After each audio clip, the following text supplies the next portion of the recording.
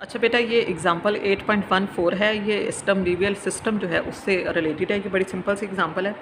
इसको मैं आपको बता देती हूँ, इससे आपको थोड़ा सा ये आइडिया भी हो जाएगा कि इस तरह की इक्वेशन को हमने कैसे जो है वो लेके चलना है आगे से। एग्जांपल क्या है? Show that eigenvalues of Sturm Liouville system are real. ठीक है, एक स्टर्म लिवियल सिस्टम है। सिस्टम का मतलब है कि इक्वेशन भी होगी और उसके साथ कंडीशंस भी होंगी। ठीक है, और आपने प्रूव करना है कि जो उसके आइगन वैल्यूज़ हैं वो रियल हैं। अब आइगन वैल्यूज़ हम किसको कहते हैं? जब हम इक्वेशन लिखते हैं इस तरह से, ये जो स्टर्म लिवियल इक्वेशन है, तो इसमें ये जो लैम्डा है इसको हम कहते हैं ये आइगन वैल्यू है। तो लैम्डा को हमने प्रूव करना है कि वो रियल है। ठीक है, उसके लिए हमने एक सिस्टम ले लिया। सिस्टम में सबसे पहले हमने ये इक्वेशन ली जिसको हम 8.21 कह रहे हैं, और इसके साथ ही हमने इसकी कंडीशंस ले ली। अब देखो, कंडीशंस को हमने स्पेसिफाई नहीं किया कि वो डिरिचलेट है या न्यूमैन है। हमने दोनों तरह के कंडीशंस ले ली हैं, यानी हमने वो ले ली हैं जिनको हम इंटरमीडिएट कंडीशंस कहते हैं। ठीक है, जिसमें सिंपल फंक्शन भी होगा और उसका डेरिवेटिव भी होगा।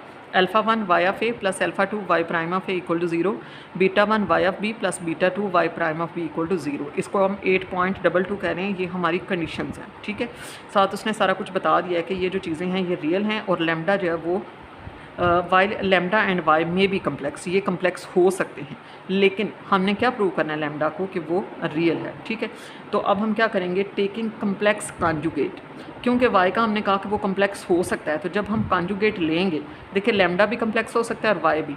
कॉन्जुगेट हमेशा किस पे फ़र्क डालता है? जो कम्प्लेक्स हो। ठीक है, तो जब आप कम्प्लेक्स कॉन्जुगेट लेंगे तो आपने कॉन्जुगेट सिर्फ और सिर्फ लैम्डा का और वाई का लेना है। ठीक है, तो ये हमने कॉन्जुगेट ले लिया, d/dx p of x as it is.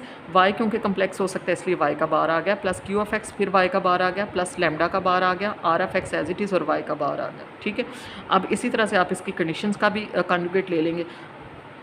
जहाँ जहाँ पे आपको y नज़र आ रहा है वहाँ वहाँ पे आपने इसका कॉन्जुगेट ले लेना है, क्योंकि y के बारे में हमने कहा है कि वो कम्प्लेक्स हो सकता है। ठीक है, क्योंकि y कोई फंक्शन है।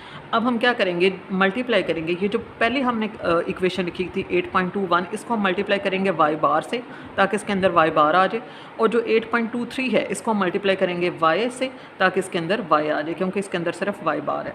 तो क्या किया? Multiplying 8.21 by y bar of x and 8.23 by y of x। इन दोनों को जब आप मल्टीप्लाई करेंगे तो दो नई इक्वेशंस आपके पास आएंगी। ठीक है, उन इक्वेशंस को हम यूँ लिख लेते हैं। ये देखें, जो फर्स्ट वाली थी जिसको हमने किया मल्टीप्लाई वाई बार के साथ, ये इक्वेशन आ गई वो। ठीक है, वाई बार से मल्टीप्लाई। ये जो सेकंड वाली थी जिसको हमने वाई ऑफ एक्स के साथ मल्टीप्लाई किया, तो ये इक्वेशन आ गई। अब आपने इन दोनों को सब्ट्रैक्ट कर देना है। जब आप इनको सब्ट्रैक्ट करेंगे तो जो एक जैसे हैं उनको आप इकट्ठा कर लेंगे। ये देखेंगे डेरिवेटिव वाले थे, इनको इकट्ठा कर लिया, और जो लैम्डा के साथ थे उनको हमने दूसरी साइड पर लिख लिया। तो lambda bar minus lambda into R of X by bar of X into Y of X, क्योंकि इक्वल टू 0 था ना, तो कुछ टर्म्स को हम दूसरी साइड पर लेंगे। ठीक है, अब हम इनको इंटीग्रेट करेंगे, integrate between limits a and b, क्योंकि a और b ही हमारे पास जो है वो लिमिट्स हैं। अगर आप अपनी कंडीशंस को चेक करें ध्यान से, तो जो आपकी कंडीशंस हैं वो a और b एंड पॉइंट्स पे डिफाइंड हैं। ठीक है, तो दो लिमिट्स हैं हमारे पास, एक a और एक b।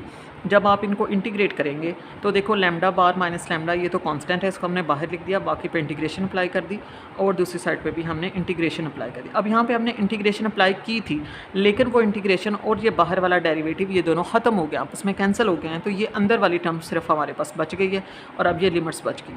तो अब लिमिट्स को अप्लाई करते हैं। ये इंटीग्रेशन तो एज इट इज़ रहेगी, यहाँ पे आपने लिमिट्स को अप्लाई कर दिया। लिमिट्स को जब आपने अप्लाई किया तो देखें ये कंडीशंस बन गई हैं, ये बिल्कुल वही जो हमने इंटरमीडिएट कंडीशंस लिखी हुई हैं ना वो बन गई हैं। एक बी वाली बन गई है और एक ए वाली बन गई। अब चाहे ये ए वाली हो चाहे ये बी वाली हो, ये दोनों ज़ीरो हैं, तो ये भी ज़ीरो हो जाएगी, ये भी ज़ीरो हो जाएगी। ठीक है, यूजिंग 8.22 एंड 8.24, यानी वो जो कंडीशंस है, जब ये दोनों ज़ीरो होगी तो ये जो इंटेग्रल है हमारा ये इक्वल टू 0 आ गया। अब अगर आप यहाँ से चेक करें, इस इंटेग्रल को ध्यान से देखें, a to b R of X Y bar of X into Y of X. जब भी आपके पास कोई कम्प्लेक्स फंक्शन हो और उसको आप उसके कॉन्जुगेट के साथ मल्टीप्लाई करो, जैसे आप z को z बार के साथ मल्टीप्लाई करो तो आपके पास आ जाता है z मॉड स्केयर, यानी मॉड का स्केयर। मॉड का स्केयर का क्या मतलब होता है कि वो पॉजिटिव हो गया। तो अब वो यहाँ पे कह रहा है कि ये वाला फंक्शन तो हो गया पॉजिटिव। ठीक है, तो इसके बारे में तो हमें डाउट ही नहीं रहा कि ये लेस दैन 0 होगा या इक्वल टू 0 होगा, ये तो पॉजिटिव हो गया। अब बाकी सिर्फ ये चीज़ बच गई है, लैम्डा बार माइनस लैम्डा। इसका मतलब अगर ये पॉजिटिव है तो 0 के इक्वल कौन आएगा? Lambda minus lambda bar. ठीक है, जब lambda minus lambda bar equal to 0 आएगा तो वहाँ से lambda equal to lambda bar हो जाएगा। अब अगर किसी चीज़ का कम्प्लेक्स कॉन्जुगेट उसी के इक्वल आ जाए तो आपको पता है वो रियल होती है। ये हमने फर्स्ट ईयर में थ्योरम पढ़ा हुआ है। ठीक है, अगर किसी चीज़ का आप कॉन्जुगेट लें तो दोबारा से वही आ जाए तो वो चीज़ रियल होती है। ठीक है, तो इससे हमें ये पता चल गया कि ये जो लैम्डा है, ये जो आइगन वैल्यू है, ये रियल है। ठीक है, इसी तरह जो एग्जांपल 8.15 है बिल्कुल इससे मिलती जुलती है। Show that eigenfunctions of Sturm Liouville system belonging to two different eigenvalues are orthogonal with respect to weighted function R of X. ठीक है, अब हमने दो सिस्टम्स लेने हैं और उनके डिफरेंट आइगन वैल्यूज़ लेनी हैं और उन आइगन वैल्यूज़ के दो डिफरेंट हमने आइगन फंक्शंस लेने हैं। ठीक है, तो उसके लिए देखें ये हमने एक स्टम लिवियल इक्वेशन ले ली, ये उसकी हमने साथ बाउंड्री कंडीशंस ले ली, तो ये पूरा सिस्टम बन गया।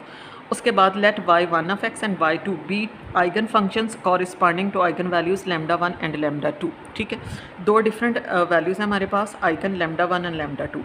λ1 का आइगन फंक्शन y1 और λ2 का आइगन फंक्शन y2। ठीक है, देन अब हम क्या करते हैं, जो हमारा सिस्टम है एक दफ़ा हम उसमें λ1 पुट करते हैं, जब आप λ1 पुट करेंगे तो साथ y1 आ जाएगा और ये इक्वल टू 0 हो जाएगा।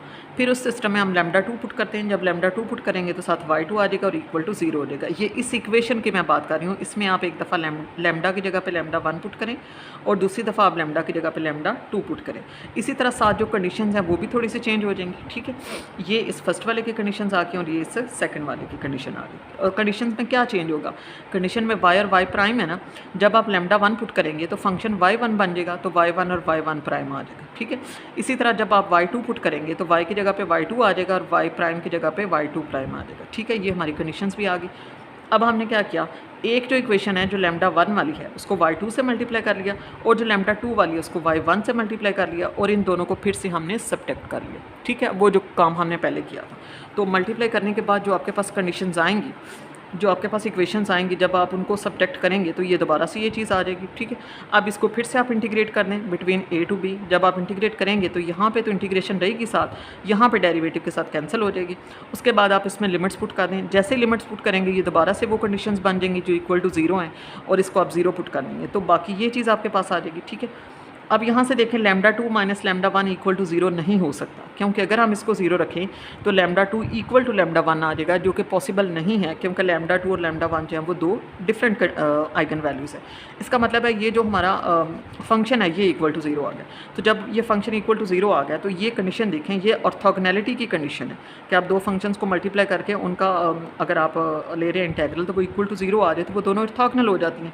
अब ये ऑर्थोगोनल तो हो रही हैं लेकिन साथ एक फंक्शन मल्टीप्लाई भी हो रहा है और वो r ऑफ x है। इसका मतलब है ये ऑर्थोगोनल हैं with respect to weighted function r of x। ठीक है, तो यही हम प्रूव करना चाहते थे, showing that function y1 and y2 of Sturm Liouville system belonging to two different eigenvalues λ1 and λ2 और orthogonal with respect to weighted function r of x। ठीक है, अब जो नेक्स्ट इसके एग्जाम्पल हैं वो इंशाल्लाह हम कल करेंगे।